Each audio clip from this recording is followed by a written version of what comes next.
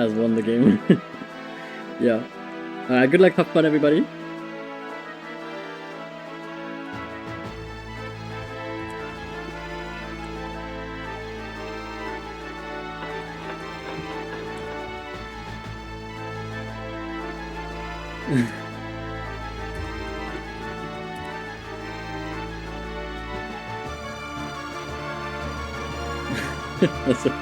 Alright, Goblin. Alright, we're gonna be commenting this game. Let's go. We have a 2v2 on our hand. We have Mr. Seuss in blue playing the Stormy Orcs. He's starting here at the bottom left corner of the map.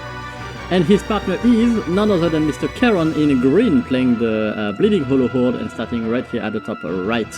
Against them we have the two mighty Nighttime in purple playing the Twilight Hammer clan, and last but not least Mr. Green Goblin playing the orange Burning Blade Orcs at the top left corner. Now every one of these players is pretty experienced, especially Green Goblin over here, very fast player, very macro oriented, or usually we have different styles when it comes to Warcraft 2 gameplay. You're gonna see players that enjoy a more micro style where they really try to take advantage of the early game and all the shenanigans that can happen there with your blocking, with your hopping, and all the nice choking that can happen in War 2.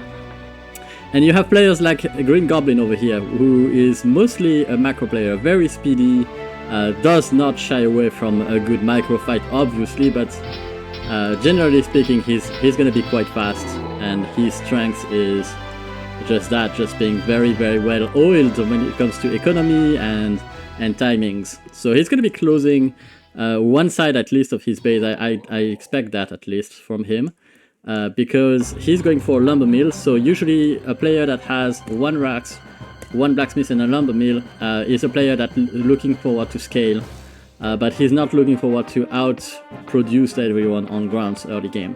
Whereas a player that stays on one racks a little bit longer but doesn't add up, the lumber mill is looking to scale a bit more, and if he adds a second racks on top of that, it's a player that's trying to rush hard. Although on this game, to be honest, everybody is starting with a lumber mill, although the blue player here, Mr. Seuss, is going to be the latest one to add the lumber mill to his buildings. This is getting done right now, almost finished. He's pressuring Nighttime a little bit, but Nighttime is already closed, and Nighttime is probably producing a catapult inside over here. Nighttime practicing his powering, but you can see that farm cannot be replaced, so it's very good from blue to catch on that.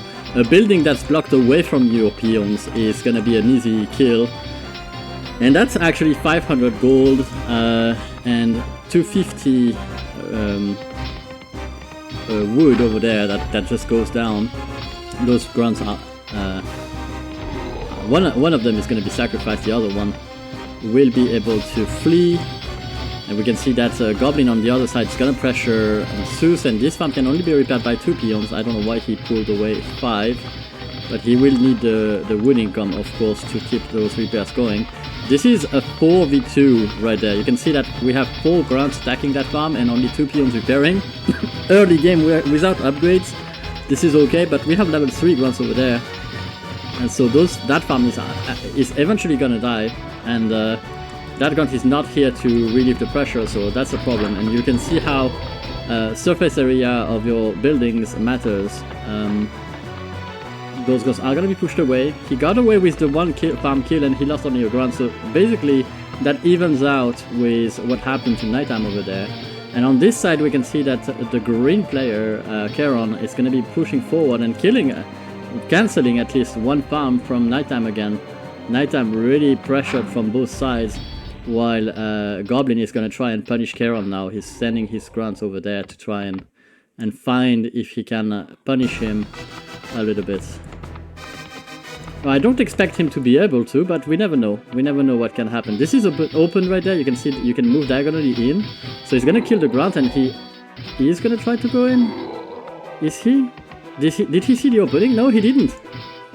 He didn't see the opening, but it's clearly open. And yeah, Keron notices it. He knows that it's open, so that's why he closes it over there. But I don't really like that close because it removes a lot of options. But if he built his farm here, that would be even worse. because the farm could be repaired by only one peon, and it would be able to be attacked by more. And this is exactly what happens here. Only one peon can repair that farm, and it's been attacked by 5 grunts, so it's gonna go down very, very fast. And those grunts are here to defend now. We can see Keron has made enough grunts to defend himself, but that's definitely gonna slow him down on the power play. We can see that Seuss, on the other hand, was not slowed down that much. He's already fortress, or getting fortress. Same for Goblin, and all those players are just playing very, very nicely. Now, if you want to compare the strengths of players, you usually try to look at the number of peons that you see on the map. The number of farms is pretty good information to have as well. So if you just at one glance don't want to be counting the peons, just count the farms, you can see that for now we have 8 farms for Goblin, and we can see that in comparison we have about the same here. We are just getting the 8th farm right there. So, but if you look at the peons, however, you can see that there are lots, way less peons for Keron than there is for Goblin here. Seuss is not shying behind though. He has a decent amount of peons, and he's starting to produce ogres as well. Now the pressure is still on Keron, and we can see that Nighttime is also on the way of getting a decent economy here. All of these players pretty experienced. We saw some very, very small mistakes there and there, like the beast placement on the platform, stuff like that. That is not, of course, depending on who you're playing with, this kind of stuff you can get away with or not. And this is dramatic. You can see that those peons chopping the wood here are eventually going to be exiting the hole on the left side, and that could be problematic for Keron. Keron adding some tech building, and I do like the Goblin Alchemist here. Goblin Alchemist, I think, to hit Nighttime, but the thing is, Nighttime is already ogres, and I'm not sure this Goblin Alchemist is gonna achieve much. But you never say never. If there is like sappers can be very, very unpredictable, and they can really change the game, and sometimes they are very, very underestimated, and I hope this is one of those times. At the back of the base of Seuss, obviously a big weakness of that spot. Those wood lines are getting thinner and thinner by the time, and it's very, very easy to just get there. Oh, what a mess. Lol. The walls! Seuss is struggling to have his peons come out here, and he's getting lost. But he's not, like, he's level 5? But a Goblin is level 6, and he's getting lost too, and he just lost his ogres. Like, Seuss just lost a lot of ogres there. Not sure that was worth it. Those walls are really, really fun. It's not really it's not what you want to see in your base. When that happens to you, you're pretty much. Oh no, he's gonna get caught again.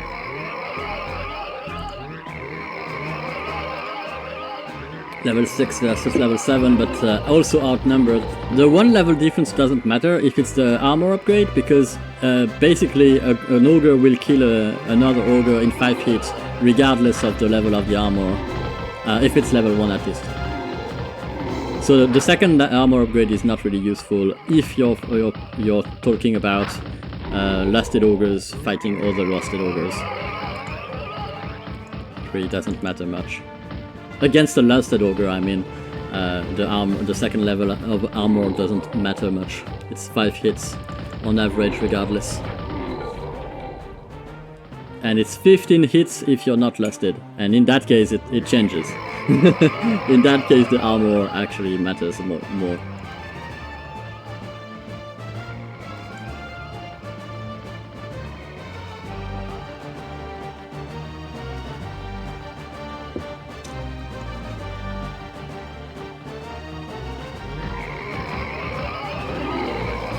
Uh-oh.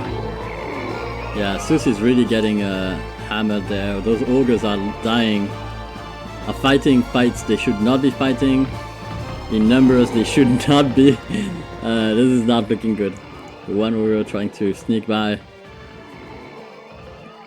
This has not been found yet. Nighttime is killing Keron.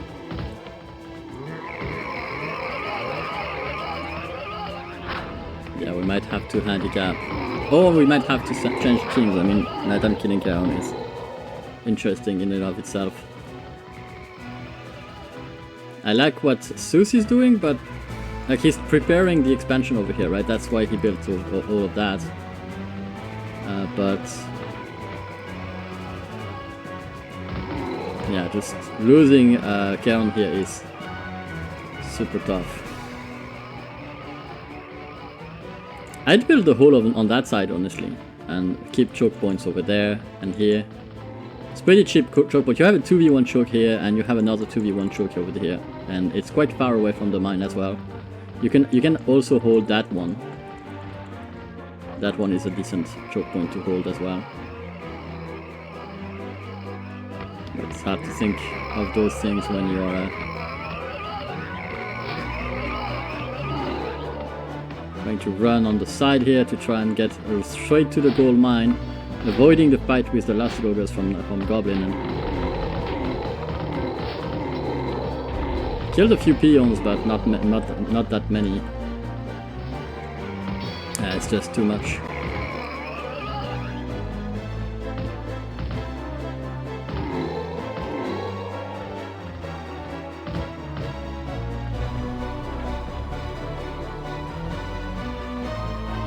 Yeah, I'm gonna make Goblin play humans. We're gonna have a human versus orc matchup there for next game.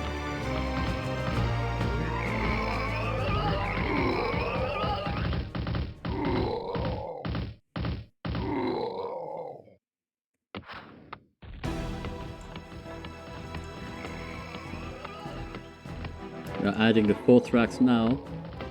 A bit late for that 4th rack, but why not? What do we have? 1, 2, 3, 4.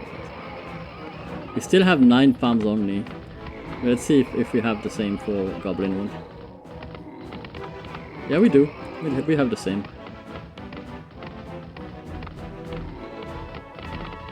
We have 10 farms, but it's about the same. And we have a very defended expansion. Now we have a Seuss alone here.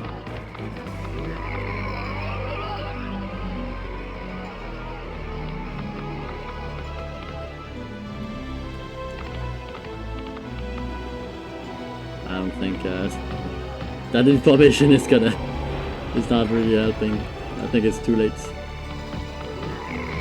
And it's not hurting. And GG is called as Seuss leaves the game alongside his partner. We're gonna be heading into game number 2. Interesting.